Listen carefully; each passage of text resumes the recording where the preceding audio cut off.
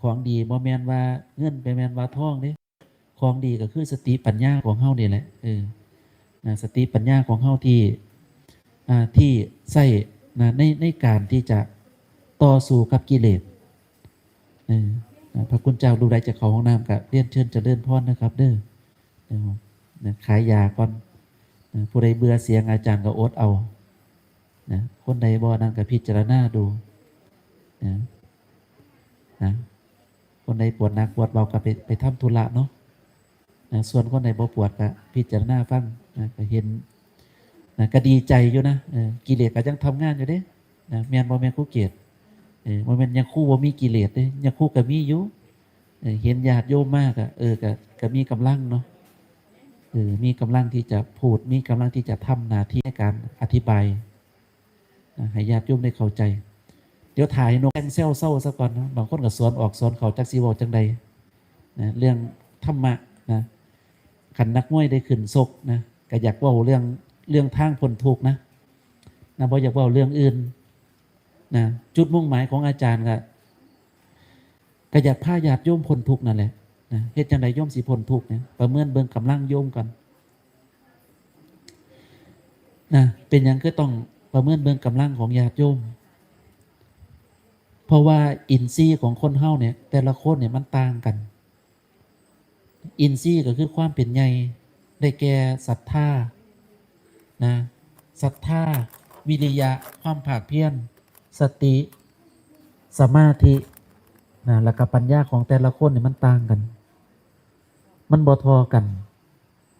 บางคนเนี่ยเห็นภัยในวัฏสงสารเนี่ยเห็นความตายไกลก็มาแล้ว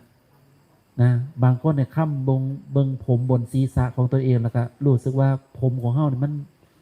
มันงอกแล้วมันใกล้มาจุฬามันใกล้ความตายแล้วนะหวาดสะดุ้งต่อความตายนี่ความตายใกล้เข้ามาแล้วเนี่ยบ่รู้ตายแล้วจะไปไหนเนี่ยจิตละซ้ำละสายนะจิตต้องการหาที่พึ่งหาสรณะนะมันยังอีกละบัดทีนี้จิตต้องการหาที่พึ่งนะจิตต้องการหาสรณะนะที่พึ่งนะของเฮาก็ได้แก่เนี่ยแหละนะที่พึ่งทางจิตที่พึ่งทางใจของเฮาเนี่ยมันคืออีหยังนะเวลาคนไหนที่มาเห็นสัจธรรมความจริงตัวนี้เนี่ยจิตมันจะตื่นนะจิตมันจะตื่นมันจะมีความกระตือรือร้นที่อยากจะปฏิบัติ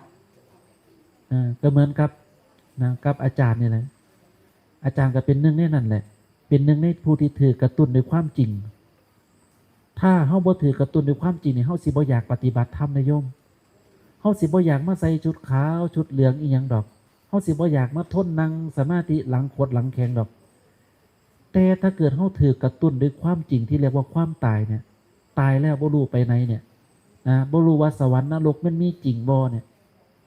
ถ้าเมื่อใดเฮาถูกกระตุ้นโดยสัจธรรมความจริงตัวนี้ปุ๊บเนี่ยจิตของเฮาเนี่ยมันยอมหาที่พึ่ง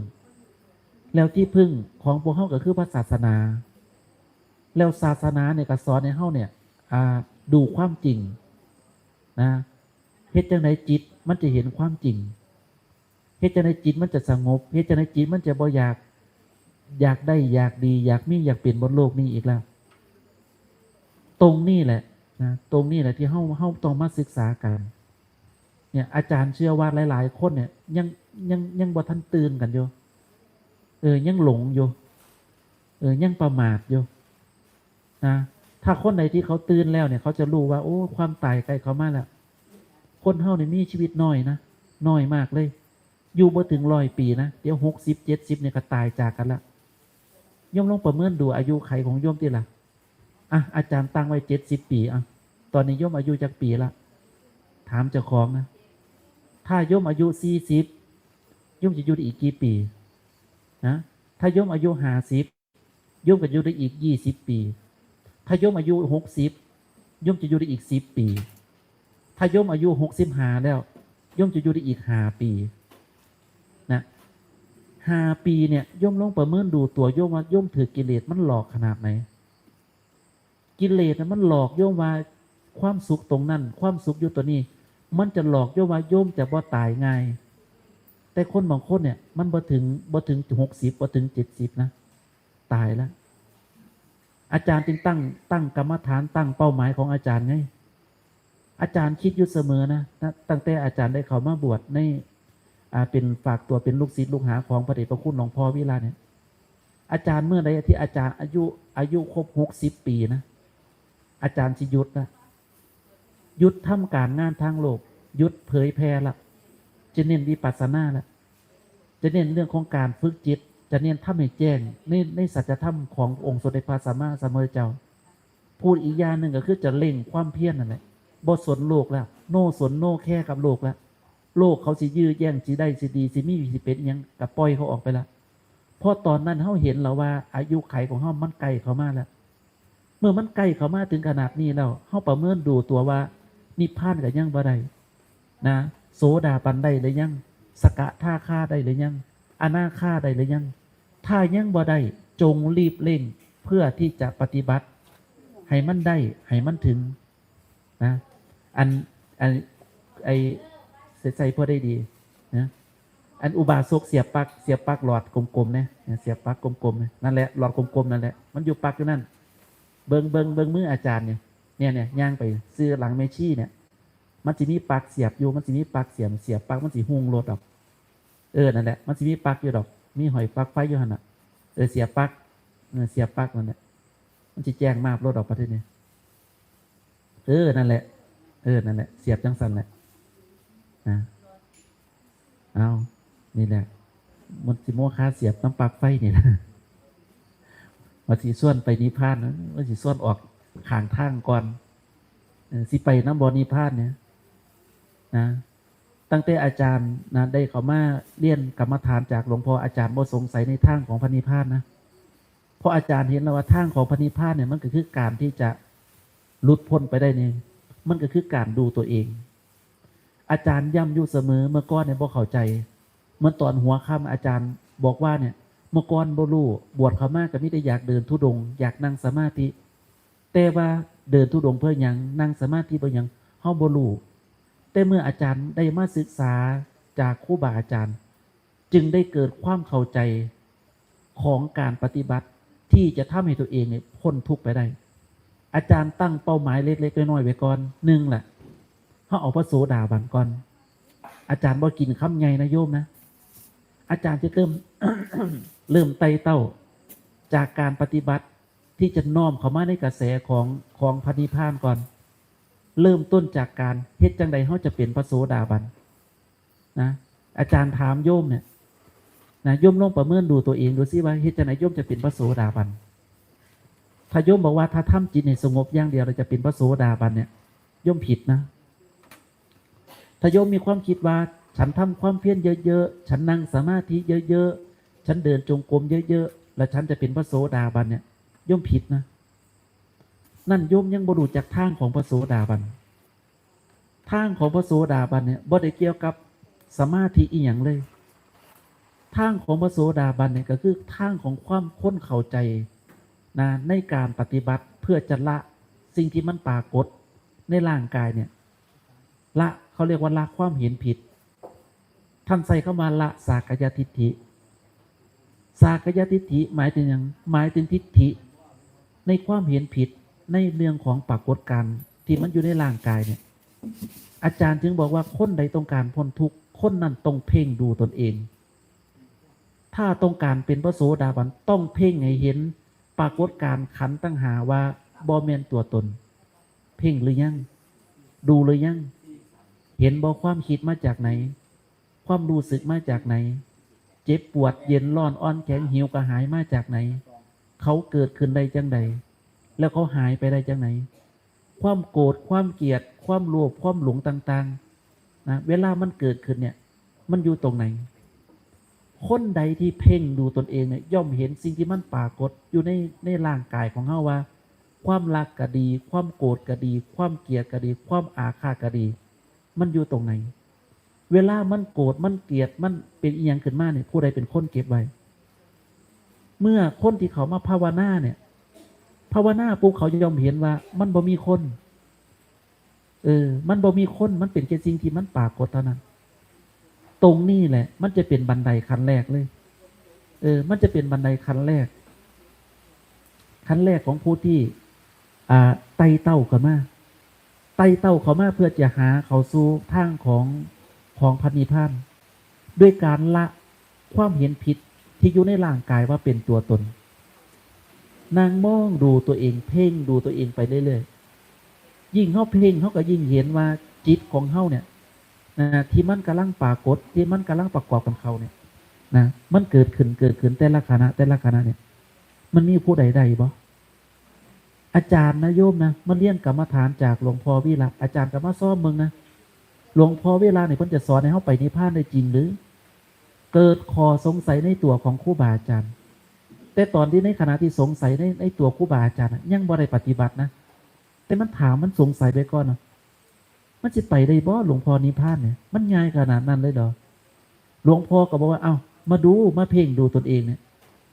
เพ่งลงไปในร่างกายของเขาเนี่ยนะส่วนใดที่เรียกว่าเป็นคนเป็นสัตว์ในความทุกข์ในความสุขอยู่ตรงไหนสิ่งเหล่านี้ครูบาอาจารย์ท่านบอกว่ามันเป็นแค่เพียงปรากฏการณ์ที่มันเกิดดับไอ้เฮาก็บ่เห็นปรากฏการณ์ที่มันเกิดดับทีเนี่ยเมื่อมันบ่เห็นปรากฏการณ์ที่มันเกิดดับบ่เห็นความรู้สึกว่ามีตัวตนมันก็เลยหาทางออกบ่เจอจนกระทั่งเฮาหลีกเล่นมาอยู่กลางป่าเนี่ยย่อมลองนึกภาพแล้วจะโยมมาวัดป่าศรีจันทร์ย่อมลองนึกภาพเนี่ยเวลาเนี่ยตอนหัวค่ำๆเนี่ยอาจารย์ยังจงกรมนะเนี่ยถ้ามันบ่มีโยมมานะศาลาเนี่ยอาจารย์บ่ไต่ไฟหรอกอาจารย์จะปิดไฟแล้วอาจารย์ก็ย่างกลับไปกลับมาอยู่ศาลาเนี่ยย่างเป็นบางเที่ยก็ย่างเป็นวงกลมเนี่ยบางเที่ยก็ย่างกลับไปกลับมาเดินแล้วก็พิจารณาความจริงนะสิ่งที่เรียกว่าปรากฏการณ์ที่เป็นตัวเป็นตนเนี่ยมันอยู่ตรงไหนเวลาทำกรรมที่เรียกว่ากรรมวิบากกรรมเนี่ยมันจะส่งผลนะได้เฉพาะความรู้สึกที่มีตัวตนขึ้นมาตรงนี้แหละนะที่องค์สมเด็จพระสัมมาสัมพุทธเจ้าสอนให้เฮาเนี่ยพยายามละความเป็นตัวตนนะด้วยการแยกด้วยการดูด้วยการศึกษาธาตุขันธ์แต่ละขณะในสิ่งที่เขากำลังปรากฏอยู่ยากว่าโยมว่าเนี่ยในขณะนี้ก็เหมือนกันนะคนบางคนก็ยังบ่เข้าใจว่าถ้าปฏิบัติจังเสียมันสิเป็นพระโสดาบันได้อีดีบ่เป็นได้โยม100%เลยอาจารย์บ่สงสัยนะแม้นคนใดที่เขาเพ่งเขาปฏิบัติในลักษณะที่อาจารย์พูดไปเนี่ยแม้นเขายังว่าเป็นพระโสดาบันเขาสิได้ธรรมะพิสมัยเลยเขาสิเลื่อมใสในการปฏิบัติเลื่อมใสในธรรมของพระพุทธเจ้าเลยเพราะว่าสิ่งที่อาจารย์พูดอาจารย์อธิบายไปเนี่ยมันบ่แม่นเป็นคำพูดหรือว่าอาจารย์คิดคนขึ้นมาแต่มันเป็นคำสอนของพระพุทธเจ้าองค์สมเด็จพระสัมมาสัมพุทธเจ้าสอนแบบนี้สอนให้เฮามาดูสิ่งที่มันกำลังปรากฏแล้วละความเห็นผิดในสิ่งที่มันปรากฏว่าบ่แม่นตัวตนเมื่อเฮาเพ่งพิจารณาตัวเองบ่อยๆเขาเนี่ยเฮาย่อมเห็นเลยว่าความคิดก็ดีความรู้สึกก็ดีมันเกิดขึ้นแล้วมันก็ดับไปของมันที่นี่สิ่งเหล่านี้สิ่งที่มันกำลังปรากฏเกิดดับในขณะเนี่ยมันมาได้ยังไงมันย่อมมีเหตุมันมีปัจจัยของมันไอเหตุปัจจัยเนี่ยมันก็คือกรรมของเฮานั่นเองย่อมรู้ตัวว่าเนี่ยกรรมกำลังส่งผลเนี่ยนั่งสมาธิอยู่เนี่ยกรรมก็ส่งผลนะแต่คนเฮาบ่รู้จักว่ากรรมกำลังส่งผลมองเห็นว่ามันเป็นเรื่องปกติแต่เฮาบ่คิดว่ากรรมเนี่ยกรรมกำลังส่งผลหรือแม้กระทั่งตอนเนี่ยเฮากำลังสร้างกรรมเนี่ยย่อมรู้ตัวว่าเนี่ยโยมบางคนก็บ่คิดว่าเอ้าอาจารย์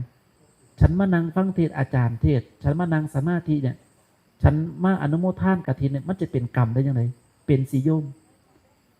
กรรมเนี่ยมันอาศัยเจตนาอาศัยความตั้งใจอาศัยความเป็นตัวตนขึ้นมาเมื่อมันมีตัวตนมันมีความรู้สึกว่าเป็นเล่าในขณะที่ทำในขณะที่นั่งสมาธิในขณะที่ฟังเทศแล้วมันมีความรู้สึกว่าเป็นเล่าฟังเป็นเล่าสุขเป็นเล่าทุกข์เนี่ยตรงนี้แหละมันจะเป็นเขาเรียกว่ามันเป็นกรรมแล้วกรรมเนี่ยมันจะมีอยู่2ฝ่ายที่เป็นกุศลกับกรรมที่เป็นฝ่ายอกุศลนึกภาพออกว่าทีเนี่ยเมื่อโยมนั่งสมาธิเรามีความรู้สึกว่าเรามีความสุขในการนั่งเรามีความรู้สึกในจิตที่มันสงบ เรามีความรู้สึกว่ามันเกิดปัสสัทธิเกิดปีติมีความเอิบอิ่มใจเกิดปัสสัทธิมีความสงบใจมีสมาธิจิตที่มันตั้งมั่นตราบใดที่มันยังมีความรู้สึกว่าเป็นเล่าในขณะนั้นอยู่มันจะนำโยมไปเกิดนำโยมไปเกิดได้ตรงไหนคำตอบก็คือมันจะนำโยมไปเกิดในโลกสวรรค์ที่เรียกว่าสุคติโลกสวรรค์เข้าที่ไปเกิดในโลกสุคติโลกสวรรค์ได้นะเพราะมันมีความรู้สึกว่า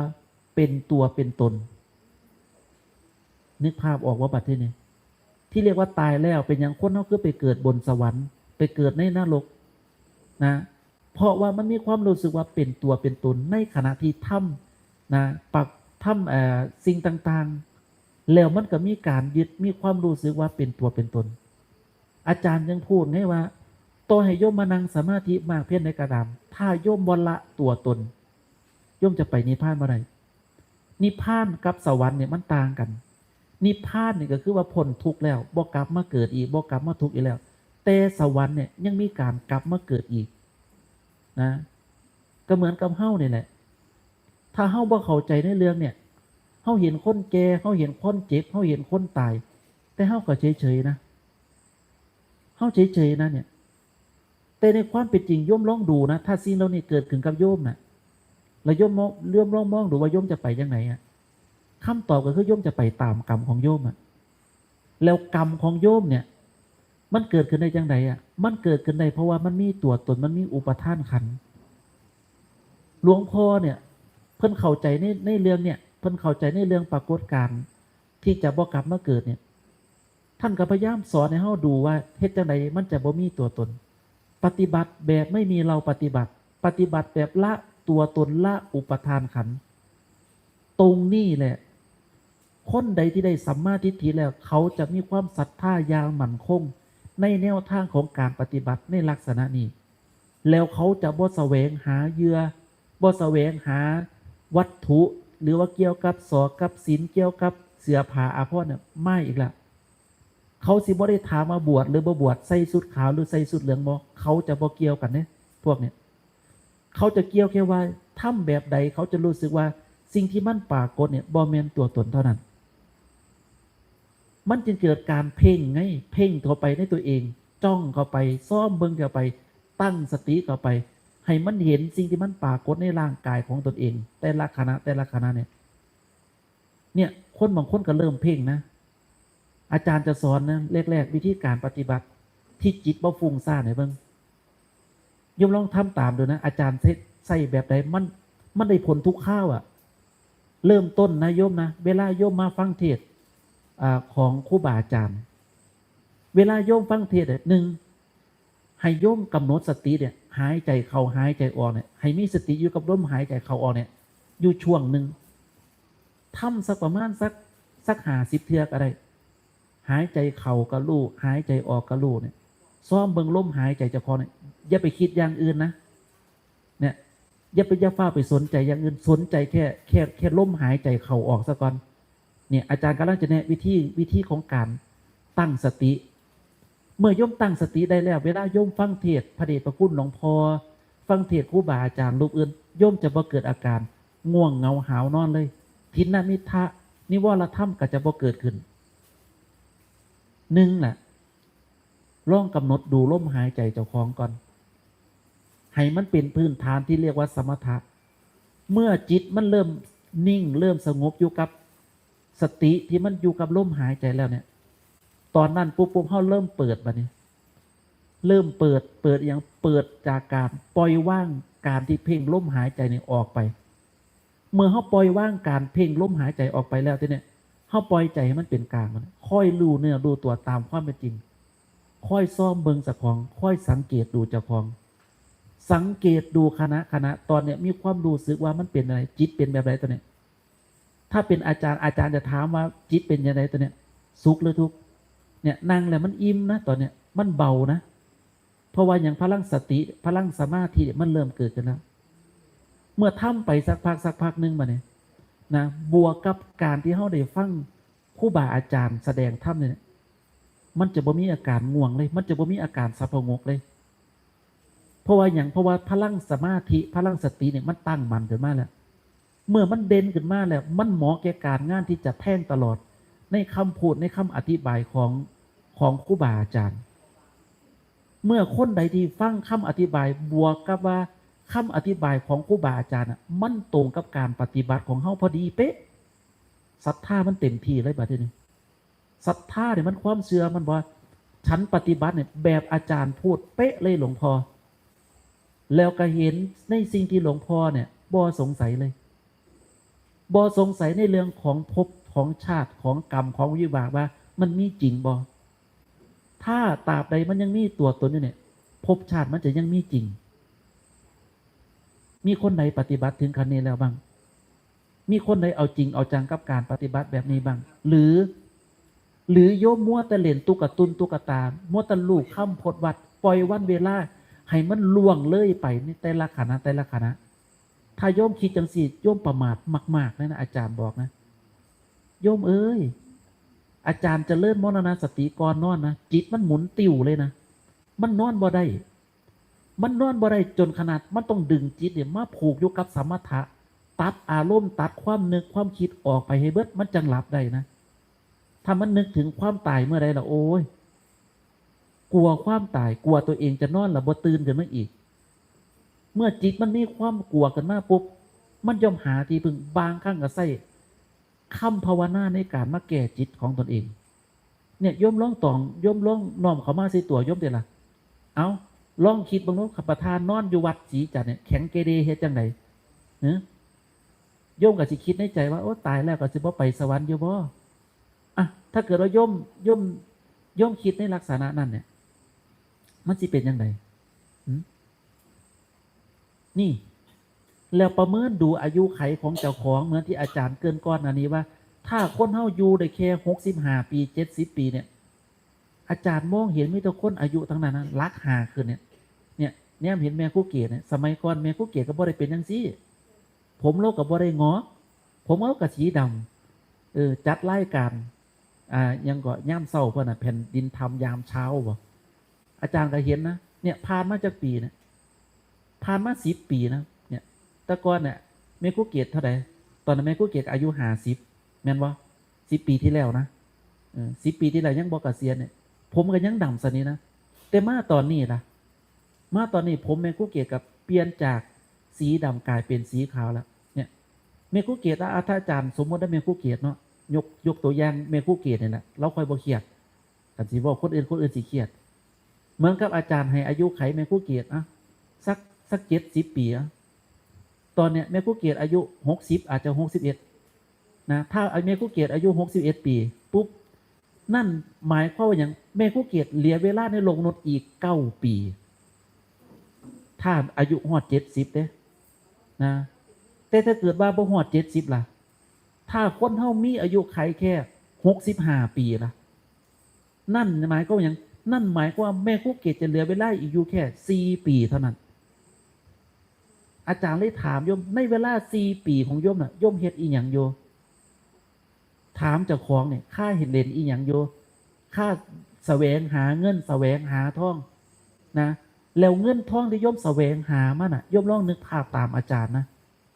มันบ่สามารถติดตามตัวโยมไปได้เด้รู้บ่นี่ไงอาจารย์ถึงว่าโยมคือประมาทแท้ขนาดอาจารย์นะโยมนะอายุยังบ่ฮอด40เด้อาจารย์นะขนาดยังบ่ฮอด40กับใครอึ้งลึงล่ะเห็นบ่ใครอึ้งลึงป่านอึ้งเท่านี่เห็นบ่เนี่ย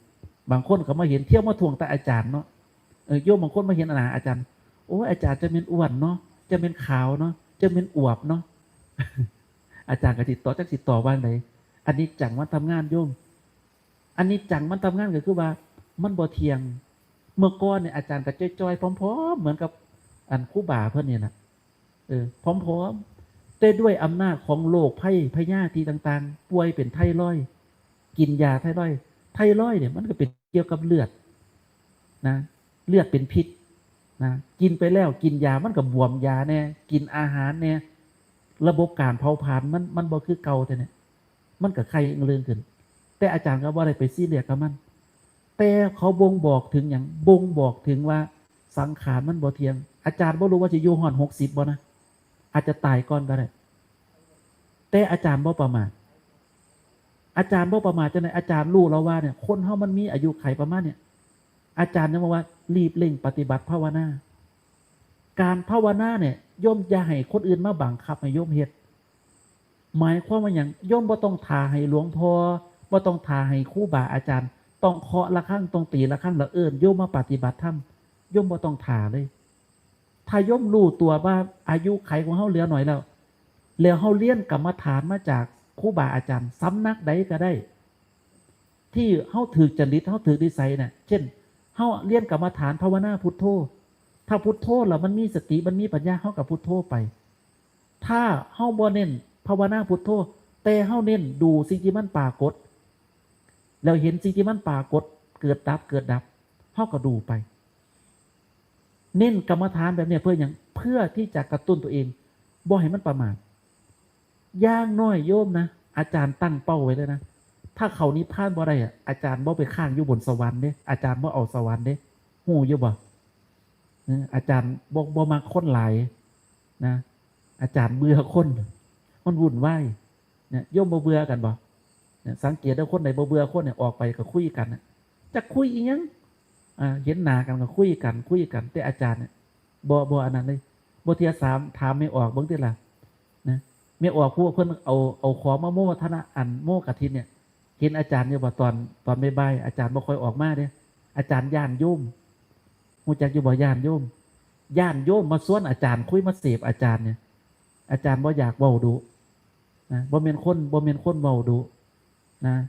ลักลีแล้วลักลีอีกคันบ่จำเป็นอาจารย์สิอยู่เงียบๆของอาจารย์ไปซ่อมเบิ่งอยู่สังเกตเบิ่งอยู่สังเกตเบิ่งแม่ออกก็ฉลาดนะก็มีแม่ออกแม่ชี้แม่พาบังมาช่วยนะจัดแจงอาจารย์ก็เบิ่งแล้วโอ้นะญาติโยมก็รู้จักทางแล้วอาจารย์ก็ปล่อยโยมสร้างกุศลของโยมไปบางคนก็เช็ดพัดหลอกพัดล่มถูสาหลอกศาลาช่วยกันจดนั่นทำนี่ไปก็ถือว่าโยมมีความฉลาดโยมก็ปล่อยอาจารย์ก็ปล่อยโยมสร้างกุศลไปส่วนตัวอาจารย์น่ะเหลืออาจารย์ก็แอบอยู่เงียบๆอยู่ในกุฏินั่นล่ะบางคนก็สิมาเสพอาจารย์ว่าอาจารย์คือทายไงเนี่ยก็นี่ไงเพราะว่าอาจารย์บ่เอากันและกันเป็นเหยื่อเฮาบ่ต้องการเหยื่อทางโลกแล้วแต่เฮาต้องการรู้ว่าเฮ็ดจังไดจิตของเฮามันจะบ่หวั่นไหวกับสิ่งที่มันปรากฏเว้ากับเหมือนกับอวดกับอ้างเนาะในหัวใจของอาจารย์น่ะจะเป็นบุญกฐินหรือบ่แม่นบุญกฐินอาจารย์ก็ซื่อๆอยู่ได้โยมเพราะว่าหยังอันนี้เจ้าภาพก็จะเสียใจแล้วล่ะเจ้าภาพเว้าแบบนั้นคือบ่ดีใจนำเฮาแน่บ่ดีใจกับเป็นสัตว์โลกนะมันสิปานโยมแม่นะโยมแม่อาจารย์นะมาบังคับอาจารย์ให้ไปชื่นชมดอกไม้ชื่นเว้าพื้นแม่เจ้าของก็นั่นนี่เหมือนกับโยมแม่นะโอ้ยมักดอกไม้อาจารย์บอกอย่ามาปลูกหลายดอกไม้นะบ่โยมแม่มักปลูกไว้มันก็เป็นภาระของอาจารย์หดน้ำยากคันพระไปชื่นชมยินดีในดอกไม้มันก็เป็นกิเลสกามอาจารย์ว่าแกกับบ่ฟังแกกับเถียงของอาแกไปนะแกกับปลูกไว้โยมมาสังเกตหน่อยเดี๋ยวก็ดอกดาวเรื่องเดี๋ยวก็แกนั่นแกนี่ผู้ใดเขามาประตูนาวัดเห็นยังบ่ไปตัดของแกฝ้าผ้าอาจารย์ตัวนั้นไปตัดดอกไม้แกลงมาตัดของข้าน้อยโยมแม่ก็ซัดอาจารย์ไว้ทั้งนี้หงายหลังกับพระกึมหงายหลังท่วนหลดโอ้เอาละอาจารย์ก็บอกฟังนี่ถ้าคนใดที่มันเข้าใจในหลักธรรมคำสอนพระพุทธเจ้าแล้วมันสีบวันไหวกับสมมุติโลกเขาเรื่องสมมุติจะเป็นบุญกฐินหรือบ่แม่นบุญกฐินเนี่ยมันก็เฉยๆนะแต่คนที่มาเป็นเจ้าภาพกฐินเนี่ยเขาจะมีความรู้สึกว่าเขาได้ทำสิ่งที่มันมีประโยชน์ต่อศาสนามันจะเป็นบุญเป็นกุศลแล้วไอ้บุญกุศลเนี่ยมันสามารถส่งไปถึงญาติพี่น้องทั้งที่ตอนเป็นแล้วก็ตอนตายได้ย่อมรู้บ่เมื่อเช้าเนี่ยก็มีญาติธรรมมาอยู่ประมาณสัก2 คน 2-3 คนที่เพิ่นลงมาเพิ่นนึกว่าเป็นมื้อนี่เป็นมื้อทอดมื้อถวายอาจารย์ว่าบ่แม่นญาติธรรมบ้านผาขาวผาขาวบ้านนี่ล่ะทางวัดพระอาจารย์สังวาสนี่แหละเพิ่นลงมาเพิ่นว่าโอ้ยนึกว่าเป็นมื้อนี่เป็นมื้อทอดอาจารย์ก็เลยแสดงธรรมให้ฟังว่าเนี่ยย่อมรู้บ่ว่าบุญกฐินที่เฮาทำเนี่ยมันสามารถอุทิศให้คนที่ตายได้แล้วก็สามารถอุทิศให้คนเป็นได้อาจารย์ก็เลยยกตัวอย่างของปูของนางวิสาขา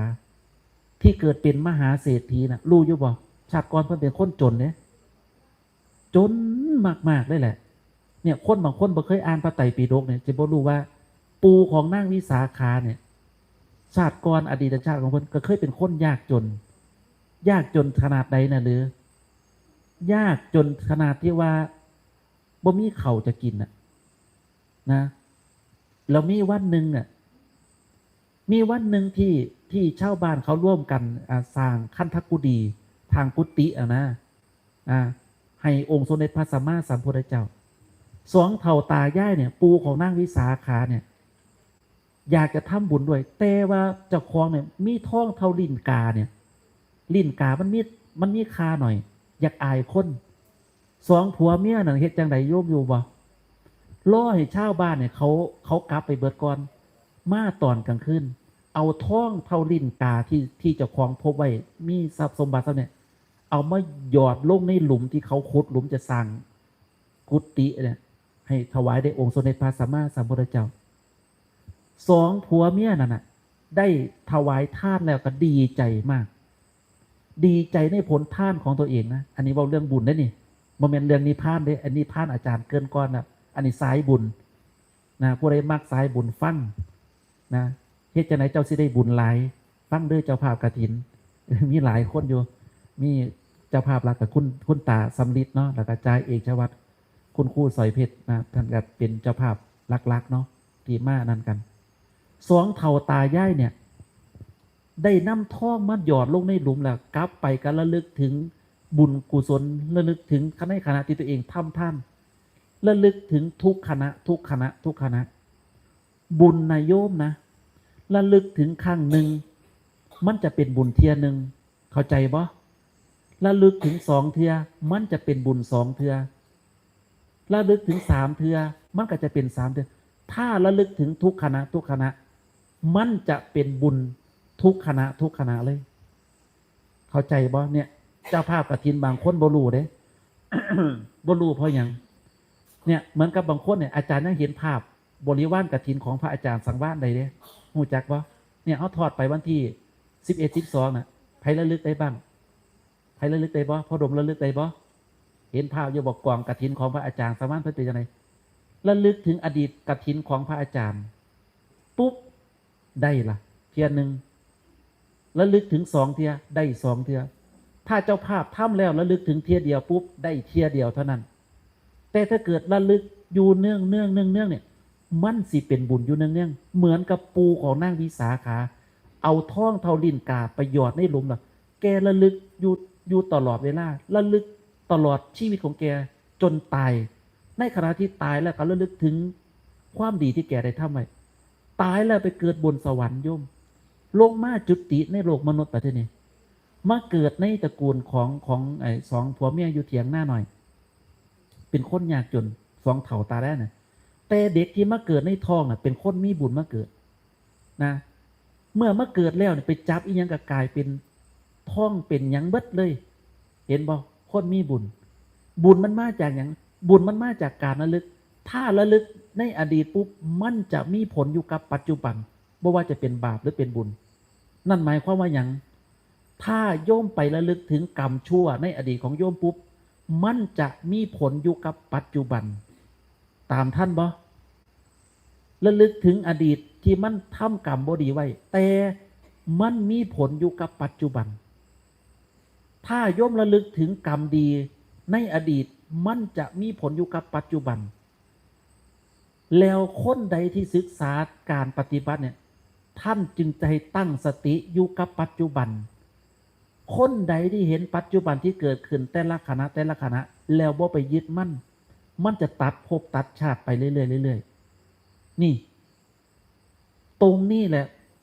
ครูบาอาจารย์ถึงบอกว่าตั้งสติอยู่กับปัจจุบันอย่าไปยึดเรื่องเล่าในอดีตถึงอดีตมันจะพูดขึ้นมากก็จะไปยึด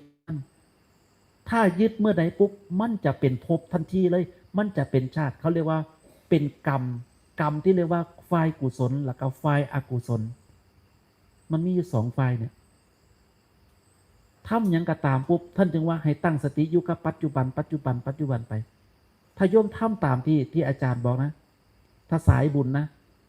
นะระลึกมันอยู่ตลอดเวลานั่นแหละระลึกแล้วเนี่ยคำว่าบุญกุศลเนี่ยท่านกระบงบอกว่าบุญเนี่ยมันบริมีแค่อย่างเดียวมันบริมีแค่ให้ท่านรักษาศีลภาวนาศีลท่านภาวนามันบริมีแค่เนี่ยมันมีอย่างอีกนะมันมีการที่เฮ้าเนี่ยยินดีในท่านอนุโมทานน้ำเขาเนี่ยบุญที่เกิดจากการยินดีในท่านก็คือว่าเวลาโยมเห็นคนอื่นเขาทำความดีเนี่ยแล้วโยมมายกมือสาธุเนี่ยโยมจะมีส่วนรวมด้วยนะเมื่อโยม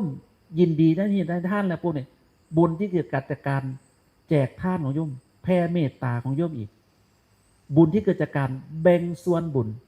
เนี่ยเวลาโยมฟังจบนะอาจารย์บอกนะคนใดอยากได้บุญเด้อสายบุญเด้ออันคันไม่ชี้ว่าบอกเราดอกเราไปนิพพานอยู่แล้วนะได้ฟังเทศหลวงพ่อจบนะคันย่านเรื่องกับถือน้ำขวดนึงย่างออกไปนาศาลานั่นก็ได้เป็นนั่งลงแล้วก็หยอดซะแบ่งส่วนบุญให้ญาติให้พี่น้องเขาก็ได้มันเป็นบุญอีกตัวหนึ่งบุญที่เกิดจากการแบ่งส่วนบุญฟังเทศก็เป็นบุญขนขวายในกิจของสงฆ์ก็เป็นบุญอ่อนน้อมถ่อมตนก็เป็นบุญแสดงธรรมก็เป็นบุญฟังธรรมก็เป็นบุญทำจิตให้ตรงก็เป็นบุญ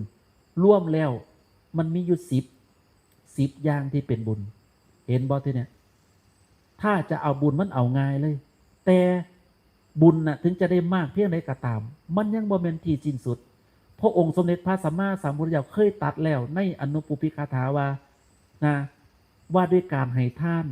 ว่าด้วยการรักษาศีลเมื่อทำ2อย่างเนี่ยเจ้าจะได้อีหยังได้สวรรค์เนี่ยได้แท้ๆนะโยมนะสวรรค์เนี่ยอาจารย์วงเล็บไว้นะเรื่องของบุญเรื่องของบาปมันมีอยู่ว่าในขณะที่เจ้าจะไปเกิดในสวรรค์เนี่ยเจ้าสิไปเกิดในนรกหรือเจ้าสิเลือกขึ้นสวรรค์เจ้าเป็นคนเลือกเอาตอนใดโยมแม่เลือกเอาตอนที่เจ้าใกล้จะตายถ้าเจ้าบ่ฉลาดเจ้าตั้งสติบ่ได้เจ้าดันไปนึกถึงบาปอกุศลเจ้าจะตกนรกทันทีเลยเหมือนไผล่ะเหมือนพระนางมัลลิกาไงพระนางมัลลิกาเนี่ยเป็นพระมเหสีของพระเจ้าประเสนทิโกศลเด้พระนางเนี่ยเคยถวายท่านแก่องค์สมเด็จพระสัมมาสัมพุทธเจ้าเคยถวายท่านแก่พระอสีติมหาสาวกเขาเคยถวายท่านแก่พระอรหันต์เป็นจำนวนมากแต่ตอนใกล้ตายนะดันไปนึกถึงกรรมชั่วที่เนี่ยแล้วจิตเศร้าหมองตายแล้วพระนางต้องไปตกนรกอยู่ตั้ง7 วันนะโอ้โหตักตกนรกอยู่ตั้ง7 วันเพราะว่าแทนที่จะเลือกเอากรรมดีเนี่ยดันไปเลือกเอากรรมชั่วขึ้นมาก่อนไงนี่ไงท่านจึงบอกว่าคนใดที่จะเลิ่นสติให้มันตั้งมันให้มันเต็มขาวหลอกอยู่ตลอดเวลาเนี่ย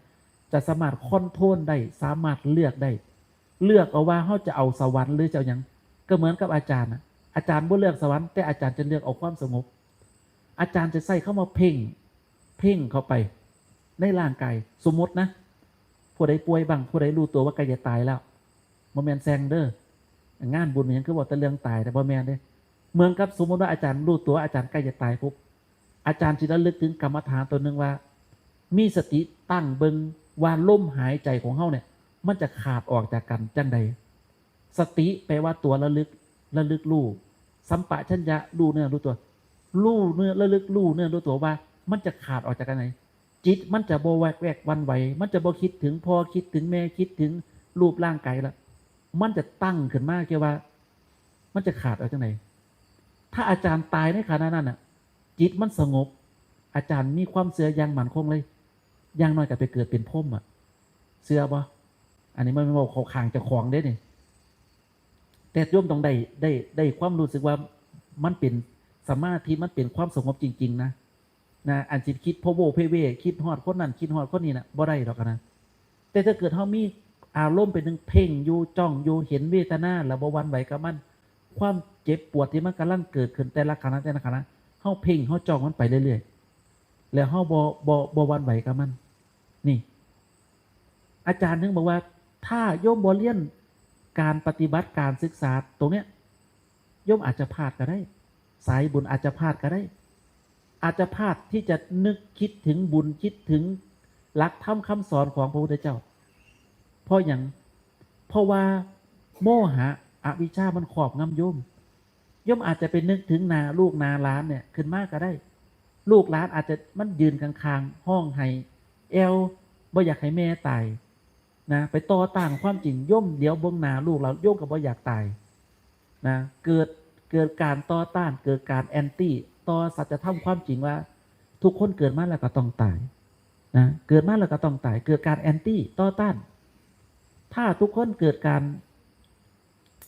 ต่อต้านในลักษณะเนี่ยนะในลักษณะที่อาจารย์พูดไปเนี่ยย่อมอาจจะพลาดก็ได้นี่ไงท่านจึงสอนให้เราจะเริ่มสติมีการระลึกรู้เนื้อรู้ตัวรู้เท่าท่านปรากฏการในสิ่งที่มันการปรากฏแต่ละขณะเหตุบ่อยๆเหตุเนื่องสตินะเหตุซ่อมเมืองเจ้าของถ้าย่อมสติดีนะแม้กระทั่งใบไม้ใบเดียวโลนใส่หลังค่าน่ะย่อมยังตื่นเลยสติย่อมต้องดีถึงขนาดนั้นแหละอาจารย์ถึงพยายามกระตุ้นให้ว่าย่อมจะเข้าใจเพราะว่าการปฏิบัติจริงๆมันไม่เพื่ออย่างนะองค์สมเด็จพระสัมมาสัมพุทธเจ้าทรงบอกวิธีการหรือว่าบอกทางไว้ว่าถ้าเฮาบ่ต้องการกลับมาทุกข์อีกแล้วเนี่ยเฮาจะต้องปฏิบัติแบบใดบันไดขั้นแรกอาจารย์บอกว่าเป็นพระโสดาบันให้มันได้พระโสดาบันมันเริ่มต้นด้วยการนั่งเบิ่งเจ้าของละความเห็นผิดปวดแข้งปวดขาไปนั่งเก้าอี้เด้อแม่งาเด้อพูดละอย่าไปนั่งฟังทนได้เป็นบาปเลยคันมันนั่งทนครับอาจารย์เก้าอี้สียุ่มฟูนะพากันไปนั่งสบายนะผู้ใดปวดแข้งปวดขานั่งเก้าอี้เด้อหาเก้าอี้นั่งนะขายยาทาก่อนทาพระเดชพระคุณหลวงพ่อขึ้นสู่ลั่นศาลาพุ่นละนะมอดใส่เราเหรอกันบอกเลยเห็นโยนเราหลงหมดเด้ถิ่มปั๊บหลดขาดปั๊บหลดมอดพระโสดาบันพระโสดาบันเนี่ยเมื่อก่อนเนี่ยอาจารย์คิดว่ามันเกี่ยวกับศีลต้องสมบูรณ์ศีลต้องเป็นแบบนั่นศีลต้องเป็นแบบนี้โอ้ยศีลจะต้องบริบูรณ์เอายกลองเฮ็ดเบิ้งเนี่ยเอาศีลแปดตอนไหนเจ้าด่างพ่อยบ่เอาศีลก็เจ้าด่างพ่อยว่าเจ้าขาสัตว์บ่ตอนเนี้ยเจ้าขายุ่งบ่กับบ่ได้ขาเจ้าได้ลักขโมยของคนอื่นเขาบ่กับบ่ได้ลักขโมยเจ้าได้ประพฤติผิดในกามบ่กับบ่ได้ประพฤติผิดนะเจ้าได้ด่าไผบ่ตอนเนี้ยเจ้าได้กล่าวคำหยาบบ่กับบ่ได้กล่าวคำหยาบบ่ได้ด่าไผเจ้าได้ดื่มสุรามีไรบ่ตอนเนี้ยได้ดื่มเครื่องดองของมึนเมาบ่ก็บ่ได้ดื่มเจ้าได้กินข้าวแรงบ่ตอนเนี้ยจะได้กินอยู่บ่มีพอได้ร้อยไปกินอยู่บ่ก็บ่ได้กินข้าวแรงบ่ได้ประดับประดาตกแต่งบ่ได้ฉีดน้ำหอมบ่ได้ปะแป้งแต่งหน้าอย่างก็บ่ได้ปะแต่งตัวบ่ได้ประดับประดารูปไล่เครื่องหอมดอกไม้ธูปเทียนเว้นขาดจากการนั่งการนอนที่นั่นที่นอนที่ยัดที่นู่นศีลของเจ้าบริบูรณ์แต่เป็นอย่างเจ้าคือบ่เป็นพระโสดาบันได้ทั้งที่เจ้าปฏิบัติเป๊ะตามที่พระพุทธเจ้าสอนขนาดนี้แล้วเนี่ยฉันนั่งสมาธิฉันตั้งจิตให้สงบแต่เป็นอย่างคือบ่สามารถบรรลุเป็นพระโสดาบันได้เพราะว่าสัมมาทิฏฐิในความเห็นของการปฏิบัติมันบ่เกิดขึ้นเมื่อสัมมาทิฏฐิมันบ่เกิดขึ้นมันก็เลยบ่รู้จักวิธีทางที่จะเฮ็ดให้ตัวเองเป็นพระโสดาบันไงถ้าโยมต้องการเป็นพระโสดาบันโยมบ่ต้องไปลงทุนใส่สุดขาวใส่สุดเหลืองอีหยังมากมายเลยเห็นอยู่ว่าท่านพระหิยะนะท่านพระหิยะท่านเป็นพระอรหันต์บ่มีสุดขาวบ่มีสุดเหลืองบ่ได้เกี่ยวกับว่าอาบน้ำบ่ศีลจะขอบวชหรือบ่บวชเป็นหญิงหรือเป็นชายบ่ได้เกี่ยวนะท่านพระหิยะเนี่ยนั่งย่องย่ออยู่ข้างถนนนะฟังพระธรรมเทศนาโดยย่อจากองค์สมเด็จพระสัมมาสัมพุทธเจ้าว่าพระหิยะเห็นหยังก็สักแต่ว่าเห็นลูกก็สักแต่ว่าลูกสักแต่ว่าเอาท่านเข้าใจในเนื้อหาเนี่ยท่านกับบรรลุเป็นอรหันต์เลยหรือคนอีกจำพวกหนึ่งที่เรียกว่าได้ฟังธรรมะพุทธเจ้านั่นก็คือพระเจ้าพิมพิสาร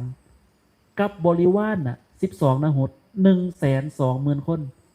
บุคคลเหล่านี้อาจารย์อยากให้โยมเห็นภาพตามอาจารย์นะคือบุคคลเหล่านี้ก็เป็นชาวบ้านเป็นคนปกติ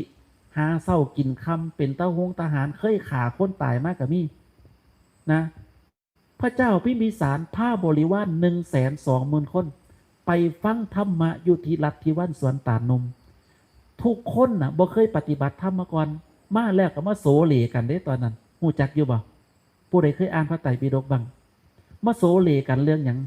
โสเลกันระวังสงสัยว่าท่านอุลุเวลากัสสปะกับพระพุทธเจ้าเนี่ยผู้ใดเป็นอาจารย์ผู้ใดเป็นลูกศิษย์ได้ยินกิตติศัพท์ของท่านอุลุเวลากัสสปะว่าเป็นผู้ที่มีฤทธิ์หลายเลี้ยงพญานาคได้สงสัยโสเลบางคนก็ว่าโอ้ยบ่แม่นดอกท่านอุลุเวลากัสสปะเนี่ยเป็นอาจารย์นะพระสิทธัตถะเนี่ยเป็นลูกศิษย์ผู้นี้ก็ว่าบ่แม่นนะเถียงกันจนกระทั่งท่านอุลุเวลากัสสปะเนี่ยเหาะไป7 ครั้งครั้งละชั่วลำตาลนึงเหาะครั้งแรกเท่าสูงเท่ากับลำตาลนึงปุ๊บเหาะแล้วก็เป่งเหล่ามากราบแทบเท่าพระบาทของพระบาทของพระศาสดาว่าเป่งว่าจาว่าข้าพเจ้าเป็นลูกศิษย์ยุด7 ครั้งนะเมื่อญาติโยมหายสงสัยแล้วญาติโยมเงียบแล้วบัดทีนี้บอกง่ายคือนางหูปากแล้วบัดทีนี้เศร้าโศเลกันแล้วบัดนี้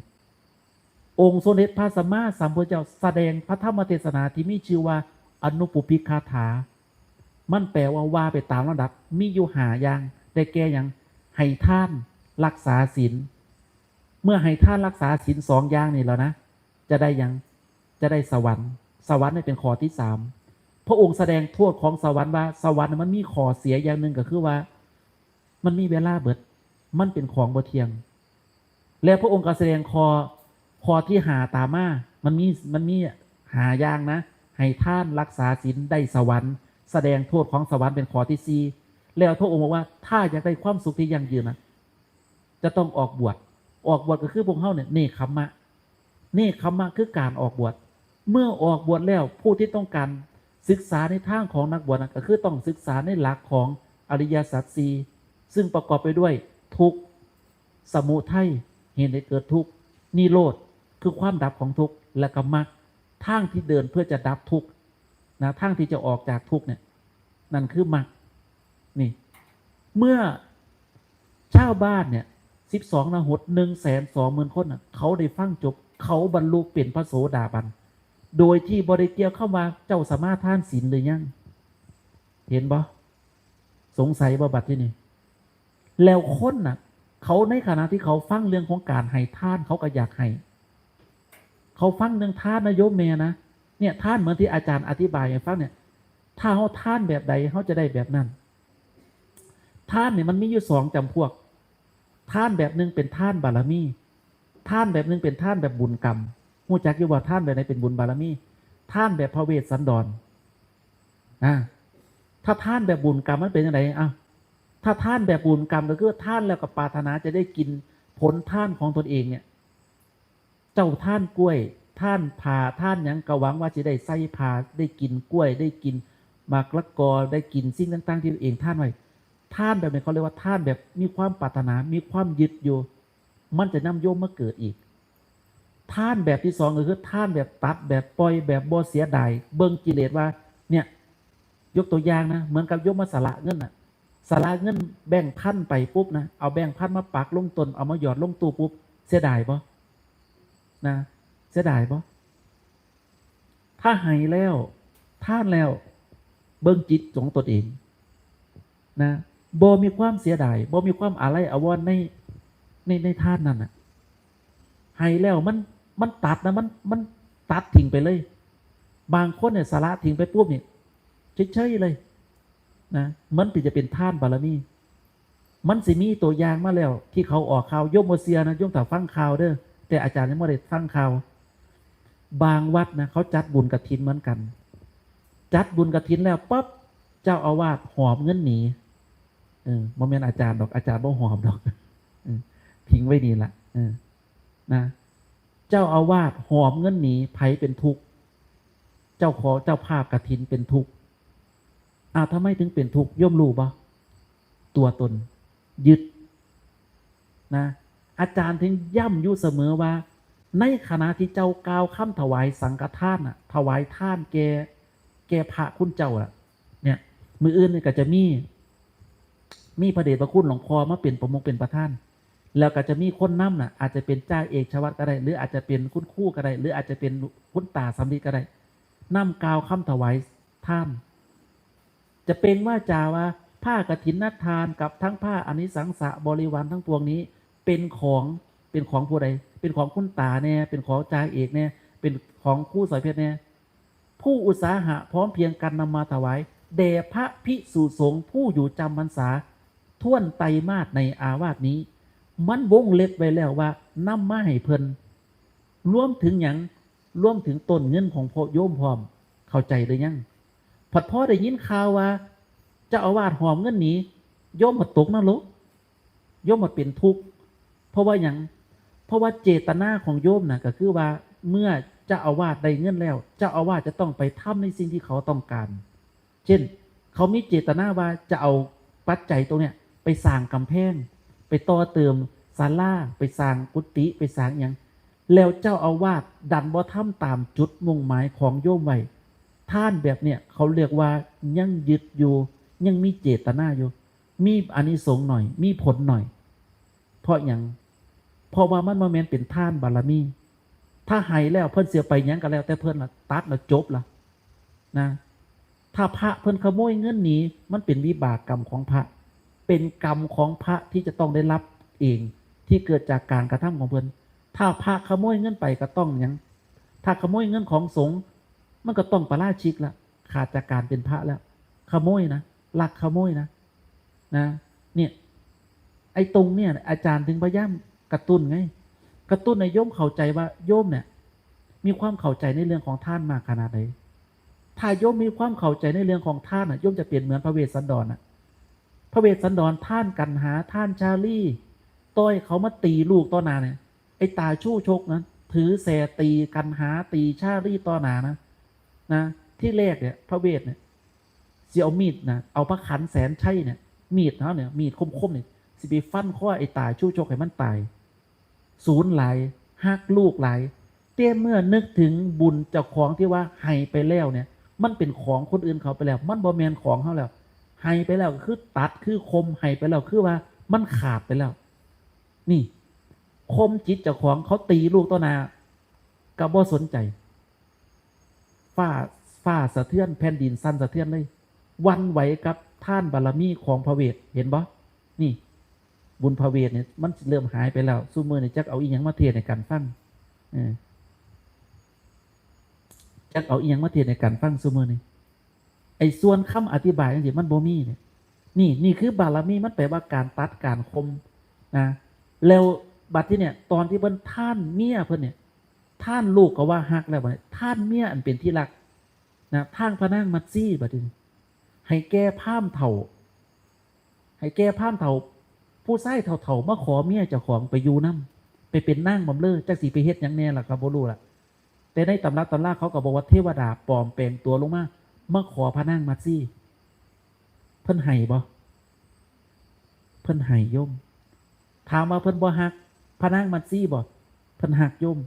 ฮักถึงขนาดไหนมีลูกน้ำกัน2คนเพิ่นฮักลูกฮักเมียนะแต่เพิ่นยอมสละได้เพื่อจะสร้างทานบารมีของเพิ่นเพื่อที่จะนำสัตว์โลกในให้พ้นทุกข์ในภายภาคหน้าเพิ่นยอมแลกได้สละเมียศาสตร์นี่เพิ่นสละได้เห็นบ่แผ่นดินก็สั่นสะเทือนอีกนะแล้วถามว่าพระนางมัตซี่ยอมบ่ยอมโยมย่อมอย่างย่อมเพื่อสร้างให้พระสวามีของนางก็คือพระเวสสันดรเนี่ยสร้างท่านบารมีท่านในสิ่งที่มันทำได้ยากคมจิตที่มันทำได้ยากก็เหมือนกับญาติโยมน่ะทำสิ่งที่มันทำได้ยากเสียดายบ่อะไรอาวรณ์บ่อาจารย์พยายามกระตุ้นไงกระตุ้นให้โยมเข้าใจว่าเนี่ยสิ่งที่มันกำลังปรากฏแต่ละขณะเนี่ยมันเปลี่ยนไปในลักษณะไหนนี่คือเรื่องของบุญของท่านนะท่านแบบใดมันได้อานิสงส์หน่อยท่านแบบใดมันมีอานิสงส์มากถ้าท่านแล้วมันมีอานิสงส์มาก1อาจารย์จะบอกนะวัตถุทายทานเนี่ยต้องเป็นของบริสุทธิ์ห้ามไปคดไปป้นไปโกงเขามาห้ามไปลักขโมยของเขามาห้ามไปขาของเขามาเช่นคนบางคนเนี่ยขาเป็ดขาไก่ลงมาวัดเนี่ยแล้วก็มาเอามาถวายเนี่ยคูณแล้วก็บอกว่าเจ้าของเนี่ยได้บุญหลายเนี่ยโมเมนนะท่านนั้นได้อานิสงส์นิดเดียวแทบจะขาดทุนน่ะเพราะว่าอย่างเพราะว่าวัตถุทายทานน่ะมันเป็นของบ่บริสุทธิ์2ในขณะที่ทำท่านน่ะต้องมีจิตเลื่อมใสศรัทธาในขณะที่ทำมีความปราบปลื้มปิติยินดีมีความเชื่อว่าทำดีย่อมได้ดีทำชั่วย่อมได้ชั่วนะจิ จิตมีความเลื่อมใสในเรื่องนี้แล้วมีความสุขในขณะที่ทำเขาเรียกว่ามีจิตเลื่อมใสเชื่อในคำสอนของพระพุทธเจ้าเนี่ย3บัดเนี่ยผู้ที่รับทักษิณาทานเนี่ยเป็นพระพุทธเจ้าเป็นพระอรหันต์หรือเป็นผู้ที่กำลังปฏิบัติดีปฏิบัติชอบตามหลักคำสอนของพระพุทธเจ้าหมายความว่าอย่างถวายทานเนี่ยกับยังคู่ที่เพิ่นส่งเสริมการปฏิบัติมันจะได้บุญหลายเข้าใจบ่โยมโมเสียโยมลองไปตั้งต้นกฐินให้ครับยังคู่ที่เพิ่นบ่ปฏิบัตินะเพิ่นได้เงินกฐินของโยมแล้วเพิ่นเอาไปเฮ็ดหยังฮู้บ่เพิ่นก็ไปเสพอบายมุขเอาไปซื้อเลขบ้างเอาไปซื้ออีหยังบ้างนะเล่นไปในทางอบายมุขเพิ่นบ่ได้น้อมเอามาในการสู่การปฏิบัติอันนี้สมมันก็ได้นิดเดียวเพราะหยังเพราะว่าศีลของเพิ่นมันบ่บริบูรณ์เจตนาของการปฏิบัติมันบ่เกิดขึ้นนี่แต่ถ้าเกิดว่าไปท่านแกวัดที่เพิ่นส่งเสริมการปฏิบัติอบรมสมาธิกรรมฐานเนี่ยเหตุ3อย่างประจวบเหมาะกันอานิสงส์จะหาประมาณบ่ได้ท่านหน่อยก็ได้หลายองค์สมเด็จพระสัมมาสัมพุทธเจ้าเคยเปรียบเทียบให้เห็นว่าท่านในหน้าที่ดีย่อมได้อานิสงส์มากมีผลมากพระสงฆ์กับเปรียบเสมือนหน้าหน้าดีกับหน้าขี่กระต่ายมันเป็นยังไงหน้าขี่กระต่ายเฮ็ดหลายก็ได้หน่อยลงทุนวานเข่าบักย่างหลายหน้าโคเขาหน้าลุ่มหน้าดอนหน้าลุ่มได้เขาหลายปลูกหน่อยก็ได้หลายเหมือนกับการส่งเสริมปฏิบัติกับพระที่เป็นส่งเสริมการปฏิบัติอาจารย์บอกนะบอกเขาขางเจ้าของเด้ให้โยมไปเลือกเอาแล้วกันว่าพระที่เพิ่นส่งเสริมการปฏิบัติมีวัดใดบ้างไปเลือกเอาแล้วพระที่เพิ่นส่งเสริมการปฏิบัติเพิ่นจะมีจุดมุ่งหมายอย่างเดียวนะคือการบ่กลับมาเกิดอีกตั้งเป้าหมายไว้อย่างเดียวเลยเฮ็ดจังได๋จะบ่กลับมาเกิดอีกนี่ประเด็นมันอยู่ตรงเนี้ยนะถ้าเฮาเข้าใจว่าเฮาจะบ่กลับมาเกิดอีกเนี่ยนะมันมีอย่างเดียวคือต้องละตัวตนเท่านั้นแล้วมันสิบ่มีความเรียกร้องไงอาจารย์จึงบ่สงสัยในเวลาปฏิบัติเนี่ยจะบ่ไปหลงกับโลกสมมุติเขาสิปรุงแต่งว่านี่มื้อนี้เป็นบุญกฐินเป็นแบบนั้นนี่แต่จิตของเฮาเนี่ยมันมองเห็นแค่ว่ามันเป็นสิ่งสมมุติเท่านั้นส่วนจริงๆแล้วมันบ่ได้มีหยังเลยวิมุตติเนี่ยมันคือของที่หลุดพ้นที่ผ่านไปแล้วสมมุติก็คือสิ่งที่บัญญัติขึ้นมาแต่งตั้งขึ้นมาว่ามันเป็นบุญเป็นนั่นเป็นนี่ขึ้นมาแต่เฮาบ่หลงมีคนไหนเข้าใจตรงนี้บ้างคนที่เข้าใจในปรากฏการณ์แล้วเนี่ยมันจะง่ายเลยนะเมื่อมาป่าลบเรื่องบุญเฮาก็บ่ได้ขัดบ่ได้ขวางนะนะก็บ่ได้ขวางแต่นะเขาจะรู้ตัวอยู่เสมอว่าต่อให้ทำพิธีกรรมในลักษณะเนี่ยจะบ่มีทางพ้นทุกข์ใดทางที่พ้นทุกข์แหละมันมีทางเดียวก็คือละอุปทานขันธ์เท่านั้นละความเป็นตัวตนเท่านั้นนี่ไงเพิ่นจึงบ่มีข้อสงสัยไงพระโสดาบันเนี่ยข้อที่1เนี่ยคือละทิฏฐิละความเห็นผิดที่เรียกว่าเป็นตัวตนละไว้แล้วข้อที่2คือละความสงสัยเพิ่นจะบ่มีความสงสัยเลยว่าถ้าปฏิบัติจังซี่มันสิพ้นทุกข์ได้บ่เพิ่นบ่สงสัยแล้วข้อที่3มันมีการเกี่ยวของกันว่าละศีลปตปามาสเนี่ยคือว่าเพิ่นจะรู้จักวิธีการว่าเฮ็ดจังได๋จะหลุดพ้นพจน์วัดพิธีกรรมศักดิ์สิทธิ์เนี่ยบ่มีในตัวของเพิ่นนอกจากการละอุปทานขันธ์ละความเป็นตัวตนเท่านั้นนี่ไงอาจารย์ถึงบ่สงสัยไงว่าปฏิบัติน่ะต้องละความเป็นตัวตนหลวงพ่อจะเทศไปไสก็ตามต้องละความเป็นตัวตนมันสิวกเข้ามาหาโค้งเข้ามาหาในการละตัวตนเท่านั้นถ้าปฏิบัติแล้วยังสร้างตัวตนขึ้นมามีเล่าเป็นคนได้ไปได้บุญได้สุขได้ทุกข์ตรงนี้มันบ่แม่นจุดมุ่งหมายเลยยังห่างทางของพระโสดาบันอาจารย์ถึงบอกให้ถ้าคนที่เข้าใจตกเข้าไปในกระแสแล้วเนี่ยเขาสิบ่สงสัยว่าปฏิบัติแบบนี้มันถูกทางบ่เมื่อเขาเริ่มต้นในการเพ่งด้วยการดูแล้วเนี่ยมันสิเริ่มสเต็ปที่2ตามมาได้บัดนี้นั่งเบิ่งเจ้าของนั่งแล้วเห็นหยังเบิ่งเด้อสิไล่ให้ฟังบัดนี้เริ่มนั่งเบิ่งเจ้าของเริ่มต้นก็เห็นสิ่งที่มันปรากฏเขาสิบ่ปิดกั้นความคิดเขาสิบ่ปิดกั้นความรู้สึกเขาสิบ่ปิดกั้นอดีตที่มันผ่านมาเขาสิบ่ปิดกั้นรูปต่างๆหรือว่าวิญญาณต่างๆแต่เขาสิปล่อยให้มันเป็นธรรมชาติไปอาศัยการศึกษาสิ่งนั้นแหละศึกษาหาอย่าง ได้แก่รูปเวทนาสัญญาสังขารวิญญาณเขาจะศึกษาหาอย่างเนี่ยมันจะแตกต่างกันกับการสะกดจิตเด้มันจะแตกต่างกันกับการเอาคำบริกรรมมาท่องเด้ถ้าท่องคำบริกรรมสะกดจิตภาวนายกตัวอย่างเหมือนกับพุทโธพุทโธเนี่ยแหละหายใจเข้าพุทหายใจออกโธหายใจเข้าพุทออกโธเนี่ยถ้าไปท่องอย่างสันปุ๊บมันคือการตัดอารมณ์ออกเมื่อตัดอารมณ์ออกจิตมันสิไปตั้งมันอยู่กับนั่นแต่มันสิบ่ประกอบไปด้วยปัญญาเพราะว่ามันบ่เห็นที่เกิดที่ดับของกิเลสแต่สำหรับคนที่เขาเริ่มต้นด้วยการเพ่งดูปรากฏการณ์หาอย่างเนี่ยแล้วเขาเข้าใจเขาเข้าใจปรากฏการณ์หาอย่างเนี่ยหาอย่างเนี่ยได้แก่อย่างนี่ไงเขานั่งเบิ่งรูปเขาเห็นรูปนะเห็นร่างกายเขาเห็นความคิดบ่ตอนเนี่ยเห็นเขาเห็นความรู้สึกบ่เนี่ยนั่งแล้วปวดแข้งปวดขาปวดหลังปวดเอวปวดบ่ปวดเขาก็นั่งเบิ่งกันไป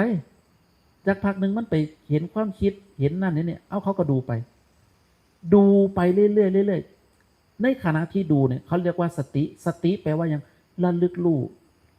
อย่างระลึกรู้สิ่งที่มันปรากฏไง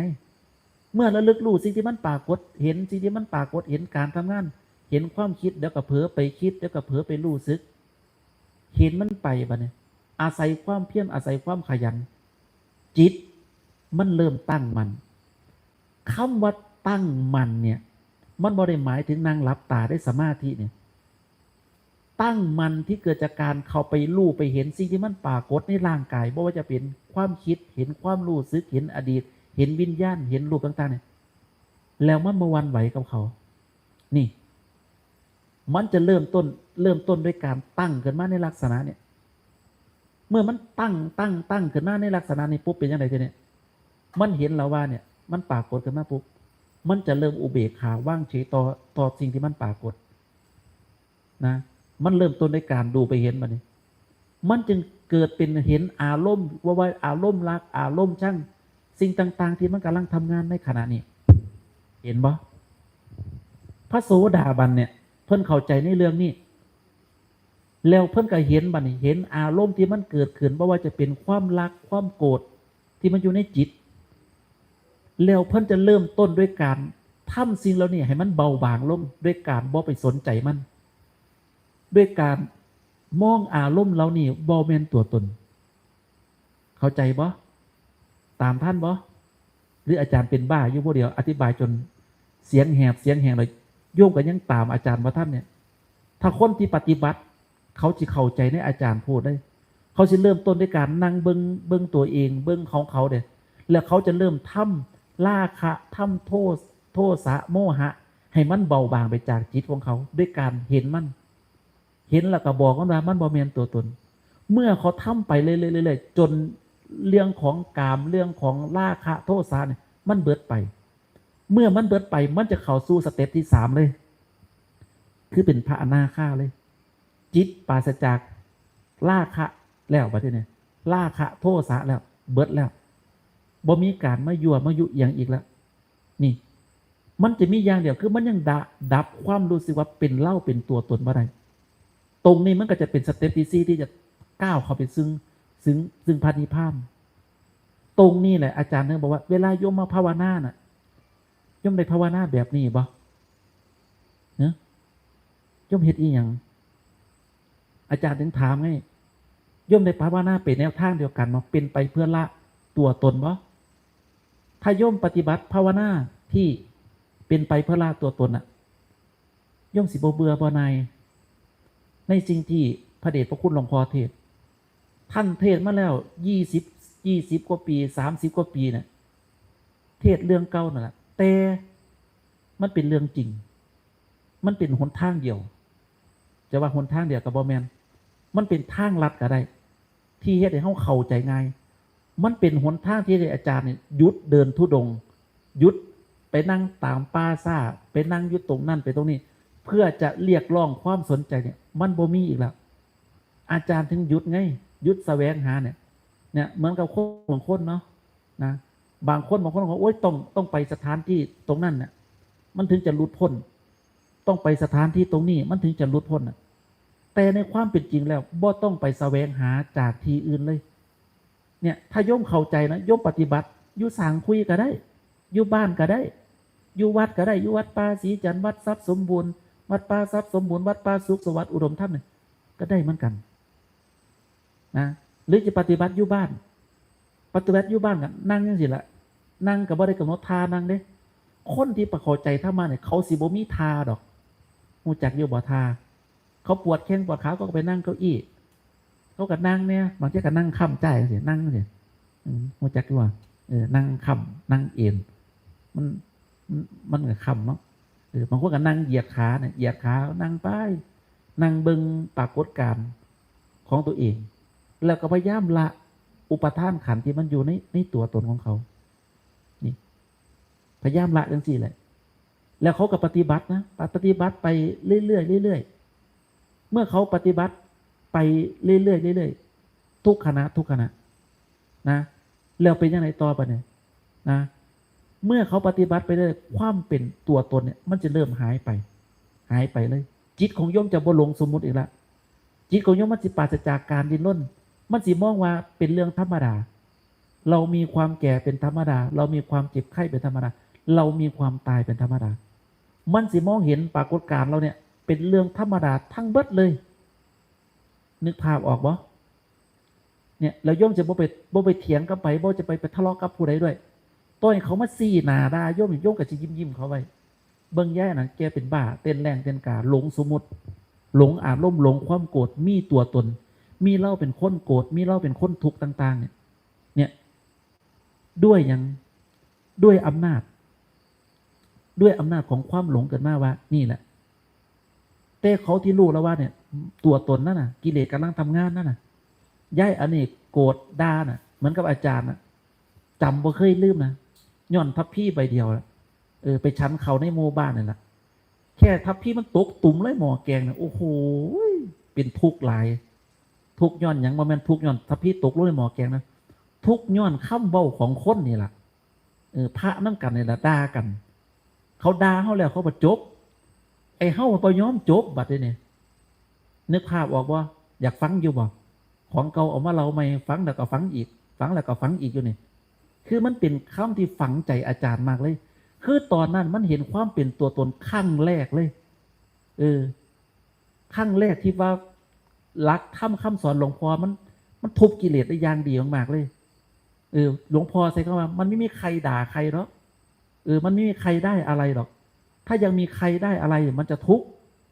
หลวงพ่อเทศแบบนั้นที่นี่อาจารย์ก็ไปตอนนั้นเนาะไปฉันเขาในหมู่บ้านก็นั่งรับอาหารเนาะนะเขาก็นิมนต์ไปฉันเนี่ย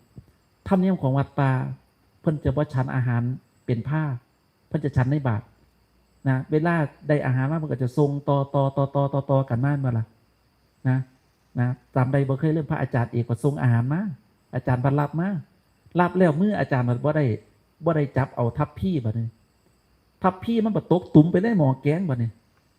อาจารย์บ่ส่งใหม่พระอีกรูปนึงพระอีกรูปนึงบรรลับแล้ว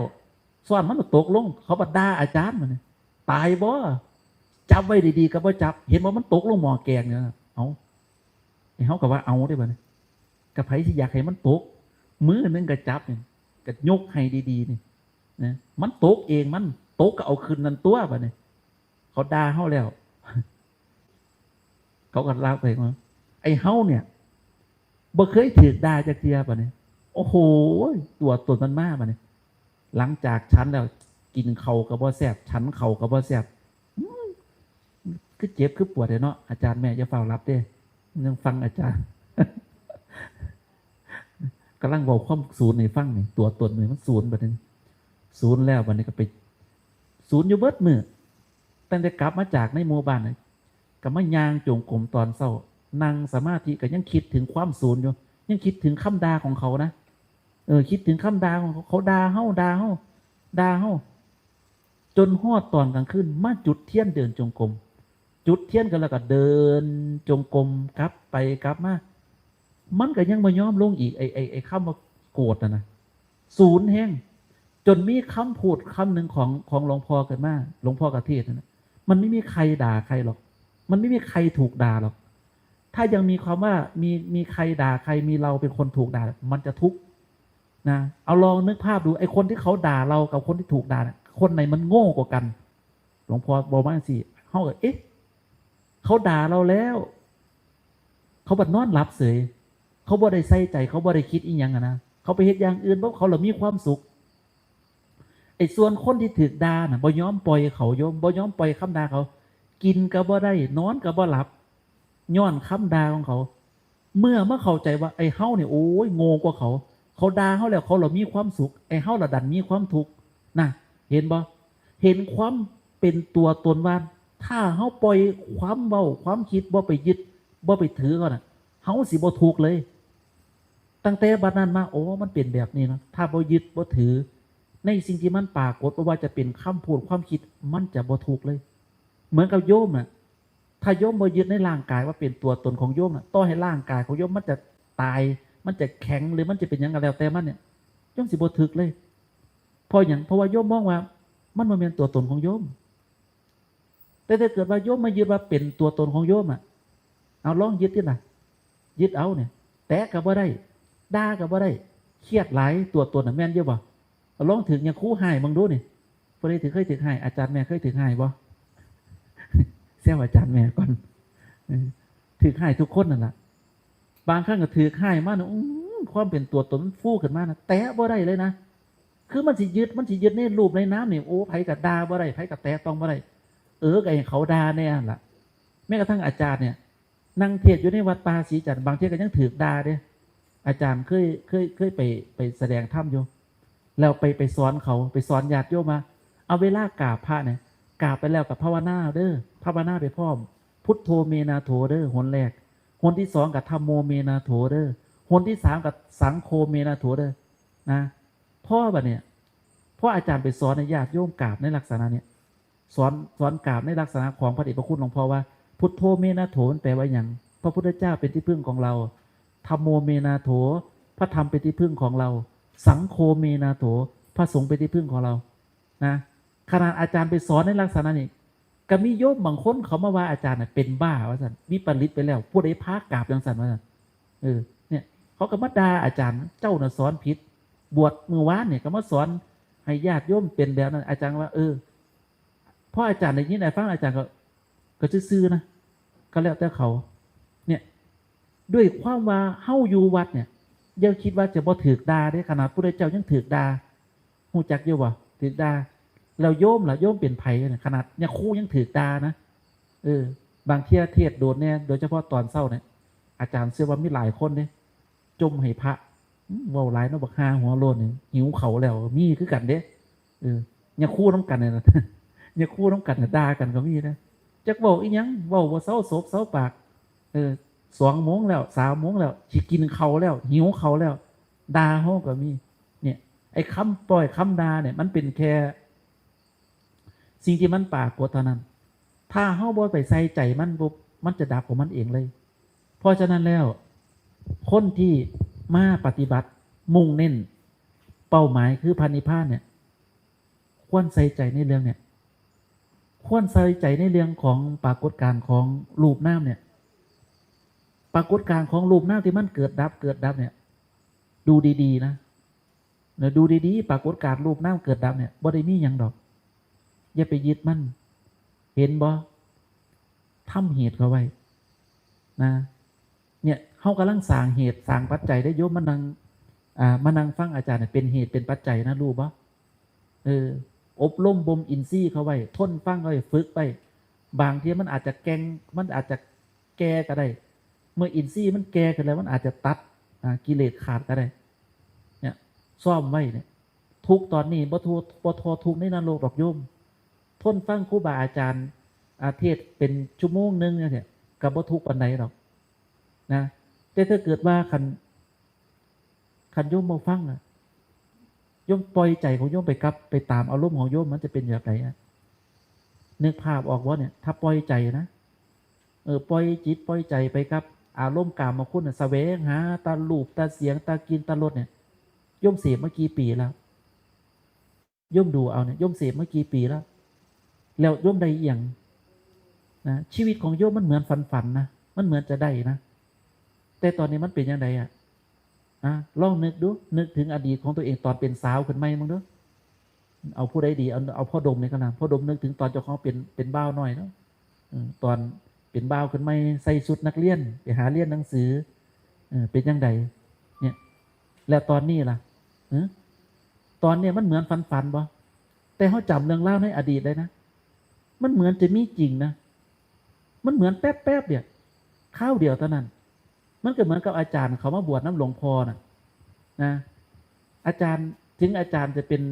10 กว่าพรรษาแล้วแต่จะความรู้สึกของอาจารย์ก็ยังเป็นพระบวชใหม่เนี่ยเวลาเห็นหลวงพ่อกับยังเกิดความคุ้นเคยยังเกิดความสนิทสนมเปรียบเสมือนพ่อกับลูกบางทีเห็นหลวงพ่อกับว่าได้เห็นนะเพียงแค่เห็นหน้าหลวงพ่อตั้งหลักจักมันเป็นอย่างมันละยิ้มบ่เศร้าเถื่อโยมมันละอิ่มมันละมีความสุขหรอกคือจังเฮาบ่ได้เห็นกันโดนเนี่ยเวลาเจอหลวงพ่อมันเจอหลวงพ่อเวลาเนี่ยมันคล้ายๆมันมีความสุขมันอิ่มหรอกโยมเคยเป็นบ่หรือเบื่อหนาหลวงพ่อหรอบ่เวลาอาจารย์เห็นโอ้ยอิ่มนะแม่นบ่ปากกับอิ่มนะมีความสุขมีความหนักกันมากเนี่ยปีติมันเกิดเพียงแค่เห็นตัวครูบาอาจารย์แต่มันก็มีตัวสังเกตได้ความเป็นตัวตนมันจะสังเกตเบิ่งเจ้าของโดดแต่มันบ่ปากเลยมันจะสังเกตเบิ่งเจ้าของซ่อมเบิ่งใจเจ้าของเนาะซ่อมเบิ่งสังเกตเบิ่งใจเจ้าของว่าเป็นยังไงมันมีตัวตนมันมีเล่าวะบางทีก็ตามเท่าท่านนั่นสติเนี่ยเป็นตัวตามยุ่งไส้ลักของโพชฌงค์7เขาไว้ธรรมวิจยะไว้ตามสอดส่องตามดูอารมณ์ของจิตเขาไว้เนี่ยตามดูไว้แต่ละขณะนะโยมก็เหมือนกันเลยเฮ็ดอีหยังกับซ่อมเบิ่งเจ้าของสังเกตเบิ่งเจ้าของไหวบ่ตอนเนี้ยทินมิทะจับจิตบ่นิวรธรรมเกิดขึ้นบ่สังเกตบ่เด้ออาการ5 อย่างเนี่ยมันตรงกับผู้ใด1กามฉันทะนึกอยากเล่นโทรศัพท์บ่ตอนเนี้ยนึกบ่อยากเคลียร์บ่ทุกคนมีโทรศัพท์เป็นบ่ตอนเนี้ยมีทุกคนมีโทรศัพท์อยากเคลียร์บ่ตอนนี้อยากเลื่อนบ่อยากตูดเบิ่งนั่นตูดเบิ่งอันนี้บ่ถ้านึกภาพว่าอยากเคลียร์โทรศัพท์อยากตูดโทรศัพท์เนี่ยกามฉันทะมาแล้วนะกามมาแล้วนะความใคร่ความพอใจด้วยการดูด้วยการแสวงหาโลกหรืออยากจะคุยอยากจะพูดกับคนนั้นคนนี้บ่มันมีความอยากเนี่ยกามมาแล้วนะนั่งในขณะที่นั่งฟังเทศน์แล้วอาจารย์บอกเขาไหมอาจารย์เคยเป็นนะอยากเคลียร์โทรศัพท์สมัยก่อนอยากเคลียร์โทรศัพท์เนี่ยในขณะที่หลวงพ่อเทศน์นะเนี่ยเมื่อก่อนในบรูวันเนี่ยกามฉันทะมันเกิดกันแล้วมันนึกถึงรูปถึงเสียงถึงกลิ่นถึงรสแล้วมันจะเห็นตัวเองมีความสุขเนี่ยกามฉันทะเกิดกันแล้ว2พยาปาทะพยาบาทนึกสร้างคนนั่นนึกสร้างคนนี้นั่งยุ่งข้างกันนะนึกสร้างย้ายอันนี้บ่ย้ายอันนี้เป็นแต่สร้างน้องบ่อาบน้ำกุยอยู่ทึงอยู่เหม็นเจ้าฮัดใส่เนี่ยอันหินสมนั่นนะเจ้า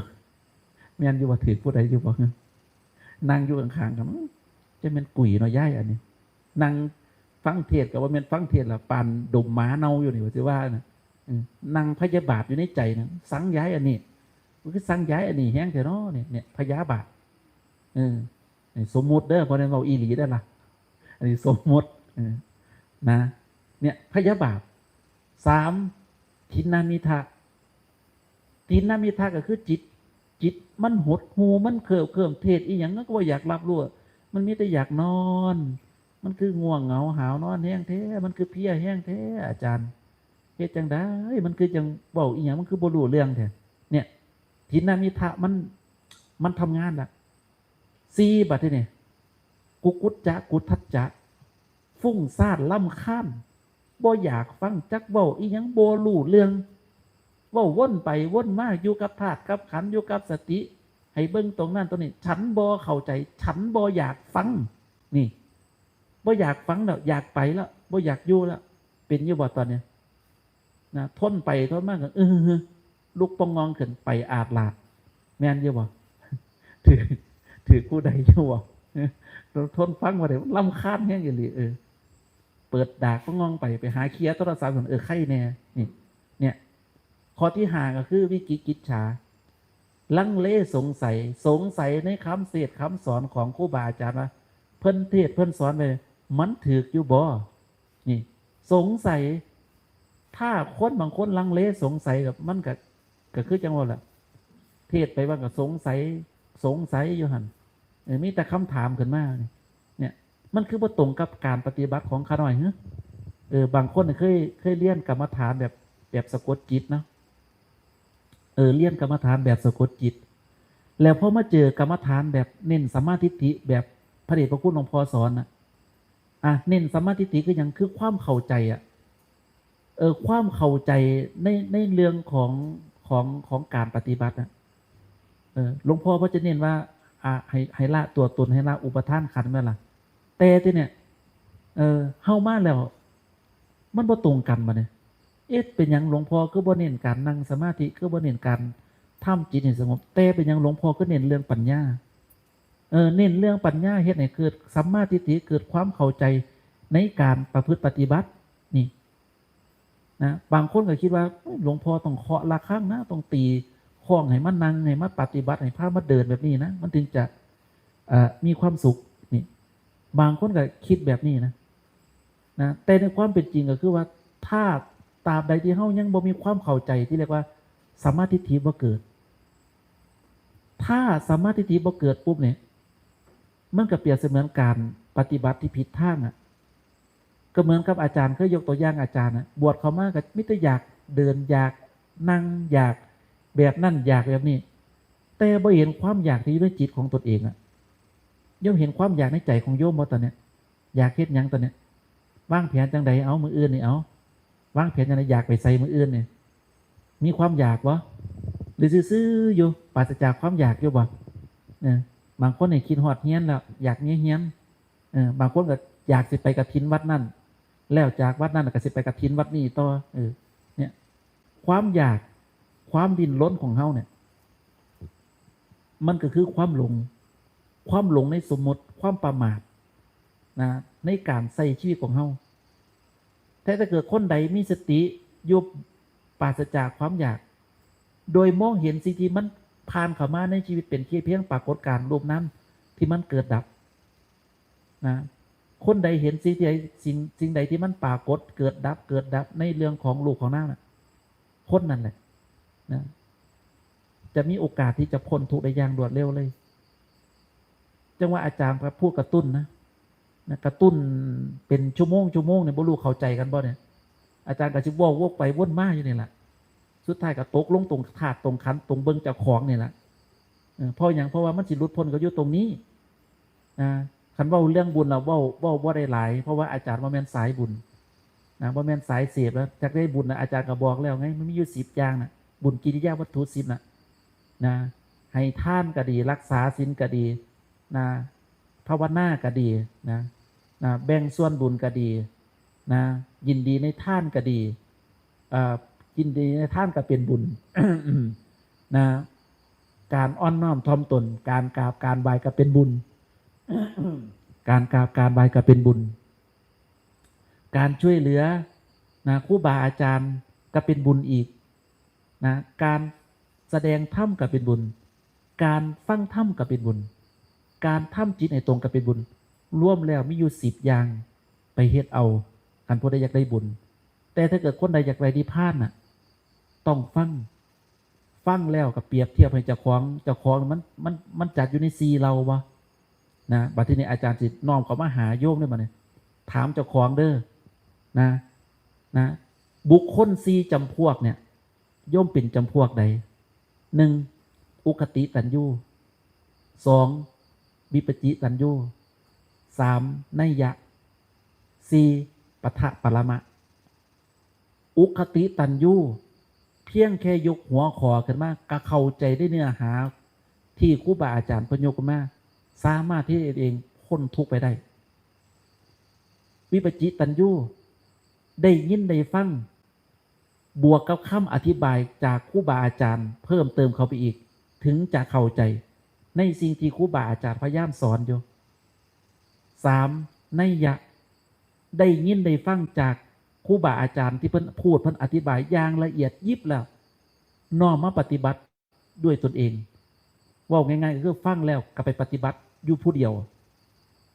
แล้วถึงเข้าใจ สี่ออกหูซ้ายทะลุหูขวาเว้าลงไปกูบ่สนใจกูสิเฮ็ดคือเก่านี่อันนี้ปะทะปรมะยังจมอยู่กับโคลนตมอยู่ยังบ่ตื่นยังบ่มีความหวาดสะดุ้งต่อเรื่องของบาปกรรมกิเลสกรรมอีหยังต่างๆอยู่นะยังมีตัวตนอยู่ยังมีเรามีเขาอยู่นี่เนี่ยคนประเภทนี้คือฟังกับฟังลงไปจะเทศกี่ปีจะฟังมากี่ปีแล้วกะบ่มีการพัฒนาขึ้นเป็นประเภทปะทะปรมะนะบ่ได้มีความหวาดสะดุ้งบ่มีความตื่นตัวในเรื่องของภัยในวัฏสงสารเลยว่าความตายใกล้เข้ามาทุกขณะแล้วเนี่ยไอ้ตรงนี้นะเปรียบเทียบให้ดูตัวเองว่าในหลักของตนเองเนี่ยตัวเองเป็นประเภทใดฟังธรรมะเนี่ยเข้าใจบ่ฟังแล้วนำมาปฏิบัติบ่อย่าลืมนะอาจารย์ขอบคุณหลวงพ่อคักกันบอกแล้วคือยังอะไรเด้ขอบคุณหลวงพ่อหน่อยเพราะว่าหลวงพ่อมาเปิดปัญญาให้เปิดปัญญาทางของพระนิพพานให้นี่แหละนะตอนนี้พระเดชพระคุณหลวงพ่อก็ได้เข้าสู่ศาลาล้านถ้ำแล้วเด้อญาติโยมทางไหนก็เขามาเด้อเบิดเวลาขายยาของอาจารย์แล้วก็สิได้ขอยุติการปราลบธรรมะไว้แค่เพียงเท่านี้ก็แล้วกันนะ